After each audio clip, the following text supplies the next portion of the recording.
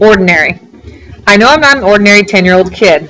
I mean, sure, I do ordinary things. I eat ice cream, I ride my bike, I play ball, I have an Xbox. Stuff like that makes me ordinary, I guess, and I feel ordinary inside.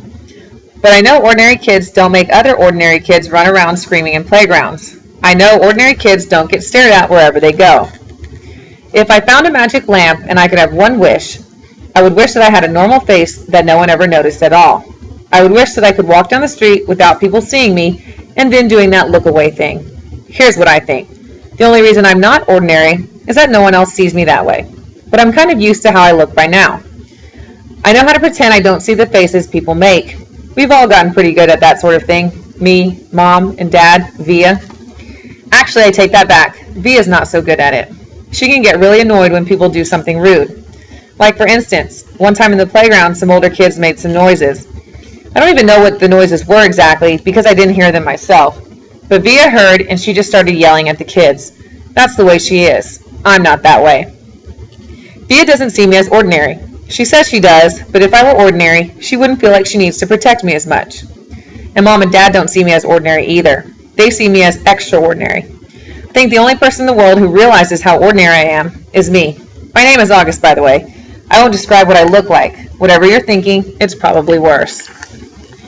Why I didn't go to school. Next week, I start 5th grade. Since I've never been to a real school before, I'm pretty much totally and completely petrified. People think I haven't gone to school because of the way I look, but it's not that. It's because of all the surgeries I've had. 27 since I was born. The bigger ones happened before I was even 4 years old, so I don't remember those. But I've had 2 or 3 surgeries every year since then, some big, some small. And because I'm little for my age, and I have some other medical mysteries that doctors never really figured out, I used to get sick a lot. That's why my parents decided it was better if I didn't go to school. I'm much stronger now, though. The last surgery I had was 8 months ago, and I probably won't have to have more for another couple of years. Mom homeschools me. She used to be a children's book illustrator. She draws really great fairies and mermaids. Her voice stuff isn't so hot, though. She once tried to draw me a Darth Vader, but it ended up looking like some weird mushroom-shaped robot. I haven't seen her draw anything in a long time. I think she's too busy taking care of me and Via. I can't say I always wanted to go to school because that wouldn't be exactly true. What I wanted was to go to school, but only if I could be like every other kid going to school. Have lots of friends and hang out with after school and stuff like that. I have a few really good friends now. Christopher is my best friend, followed by Zachary and Alex. We've known each other since we were babies, and since they've always known me the way I am, they're used to me. When we were little, we used to have playdates all the time, but then Christopher moved to Bridgeport in Connecticut. That's more than an hour away from where I live in North River Heights, which is at the top tip of Manhattan. And Zachary and Alex started going to school. It's funny, even though Christopher is the only one who moved far away, I still see him more than I see Zachary and Alex. They have all these new friends now. If we bump into each other on the street, they're still nice to me though, but always say hello. I have other friends too, but not as good as Christopher and Zach and Alex were. For instance, Zach and Alex always invited me to their birthday parties when we were little, but Joel and Eamon and Gabe never did. Emma invited me once, but I haven't seen her in a long time. And of course, I always go to Christopher's birthday. Maybe I'm making too big of a deal about birthday parties. How I came to life. I like when Mom tells a story because it makes me laugh so much. It's not funny in the way a joke is funny, but when Mom tells it, Via and I just start cracking up. So when I was in Mom's stomach, no one had any idea I would come out looking the way I did. Mom had had Via 4 years before, and that had been such a walk in the park, Mom's expression, that there was no reason to run any special tests. About 2 months before I was born, the doctors realized there was something wrong with my face, but they didn't think it was going to be bad. They told Mom and Dad I had a cleft palate and some other stuff going on. They called it small anomalies. There were 2 nurses in the delivery room that night I was born. One was very nice and sweet. The other one, Mom said, did not seem at all nice or sweet. She had very big arms, and here comes the funny part, she kept farting. Like, she'd bring Mom some ice chips and then fart. She'd check Mom's blood pressure and fart. Mom says it was unbelievable because the nurse never even said excuse me. Meanwhile, Mom's regular doctor wasn't on duty that night, so Mom got stuck with this cranky kid doctor she and Dad nicknamed Doogie after some old TV show or something. They didn't actually call him that to his face. But Mom says that even though everyone in the room was kind of grumpy, Dad kept making her laugh all night long. When I came out of Mom's stomach, she said the whole room got very quiet. Mom didn't even get a chance to look at me because the nice nurse immediately rushed me out of the room.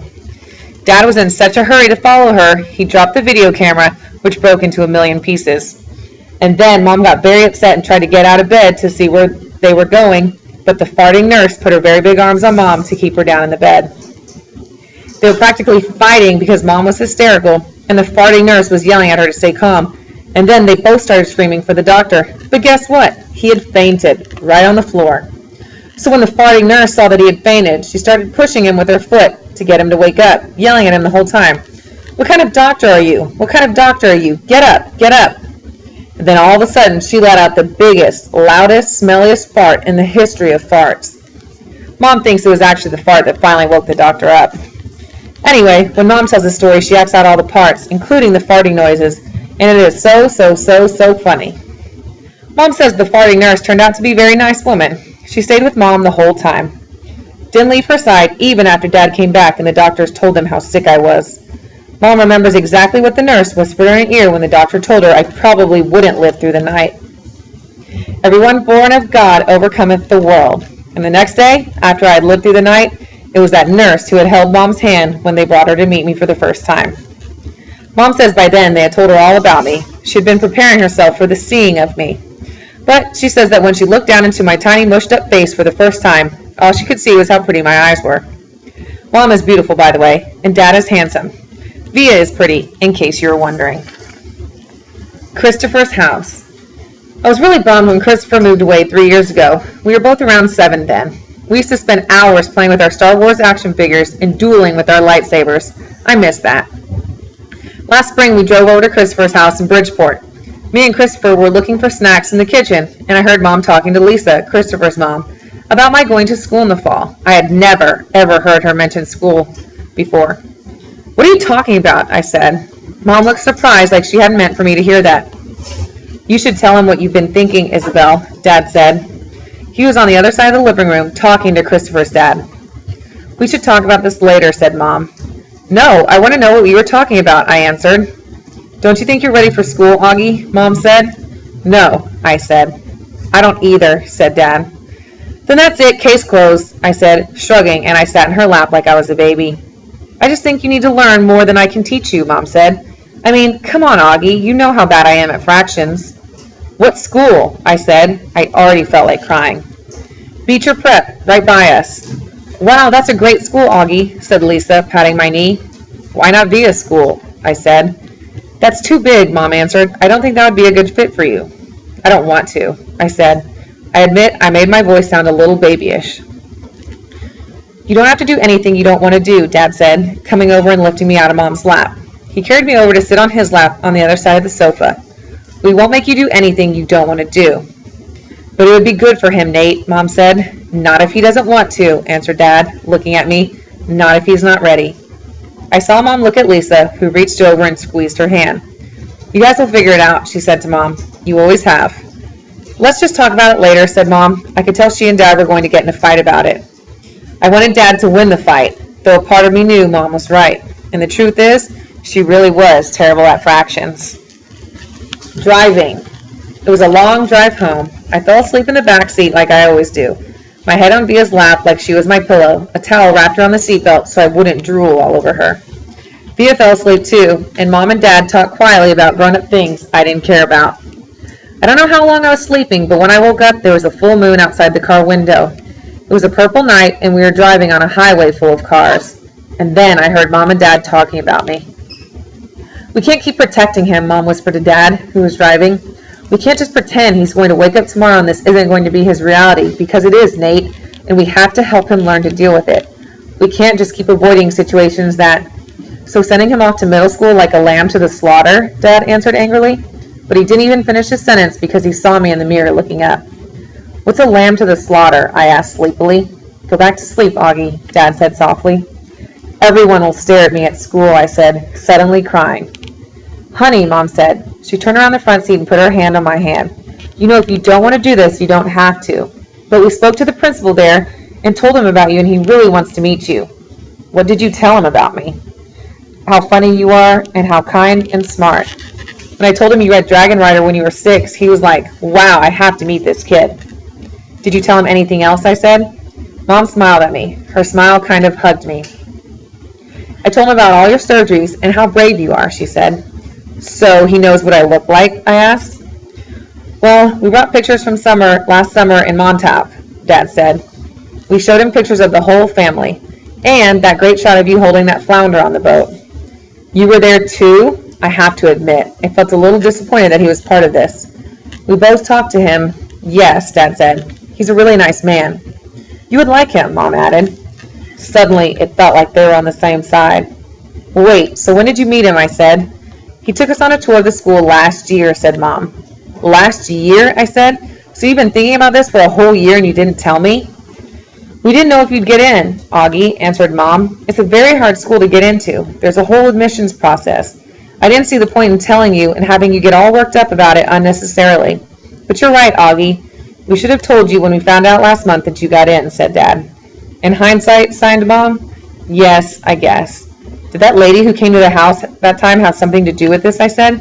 The one that gave me the test? Yes, actually, said Mom, looking guilty. Yes. You told me it was an IQ test, I said. I know. Well, that was a white lie, she answered. It was a test that you needed to get into, or test you needed to take to get into the school. You did very well on it, by the way. So you lied, I said. A white lie? But yes, sorry, she said, trying to smile. But when I didn't smile back, she turned around in her seat and faced forward. What's a lamb to the slaughter, I said. Mom sighed and gave Daddy a look. I shouldn't have said that, Dad said, looking at me in the rearview mirror. It's not true. Here's the thing. Mommy and I love you so much we want to protect you any way we can. It's just sometimes we want to do it in different ways. I don't want to go to school, I answered, folding my arms.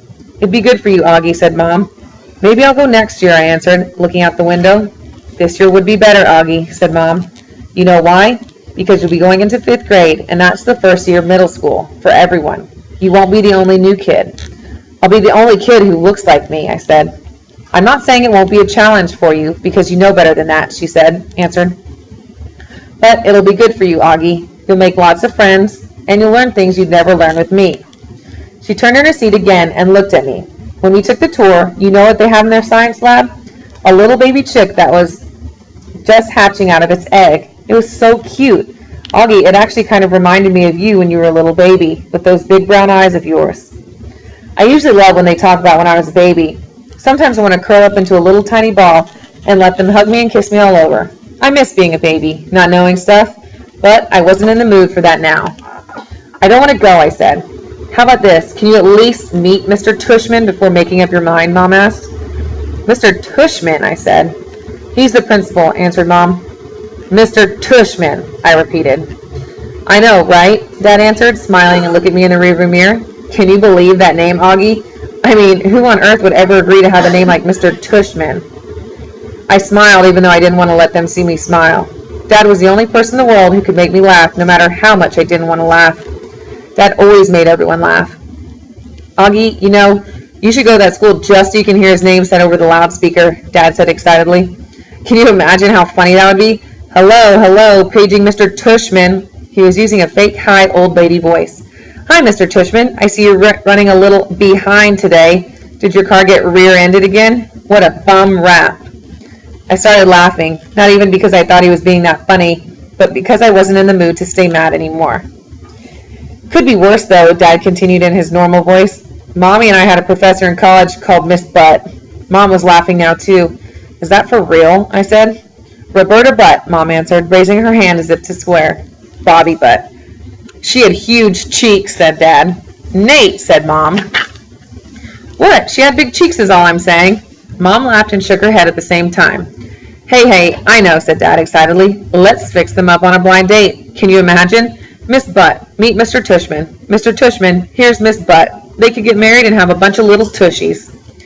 Poor Mr. Tushman, answered Mom, shaking her head. Augie hasn't even met the man yet. Nate?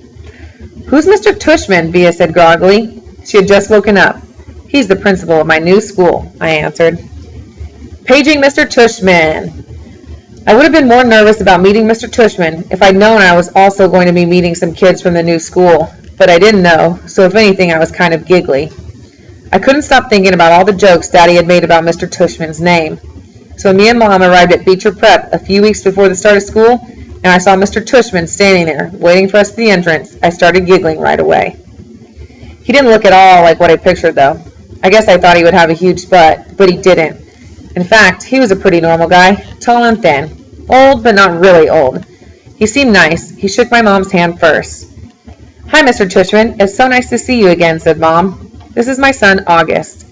Mr. Tushman looked right at me and smiled and nodded. He put his hand out for me to shake. "Hi, August," he said, totally normally. "It's a pleasure to meet you."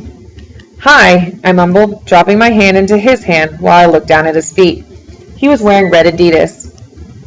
"So," he said, kneeling down in front of me so I couldn't look at his sneakers but had to look at his face, "your mom and dad have told me a lot about you." "Like, what have they told you?" I asked. "Sorry?" "Honey, you have to speak up," said Mom.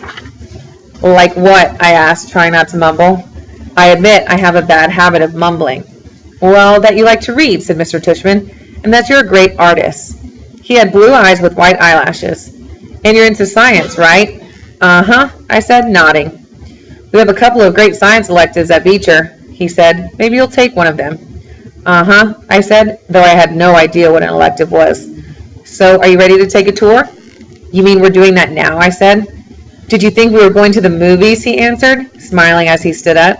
"You didn't tell me we were taking a tour," I said to Mom in my accusing voice. "Augie," she started to say. "It'll be fine, August," said Mr. Tushman, holding his hand out to me. "I promise." I think he wanted me to take his hand, but I took Mom's instead. He smiled and started walking towards the entrance. Mommy gave my hand a little squeeze, though I don't know if it was an I love you squeeze or an I'm sorry squeeze. Probably a little of both. The only school I'd ever been inside before was Via's, when I went with Mom and Dad to watch Via sing in spring concerts and stuff like that. This school was very different. It was smaller. It smelled like a hospital.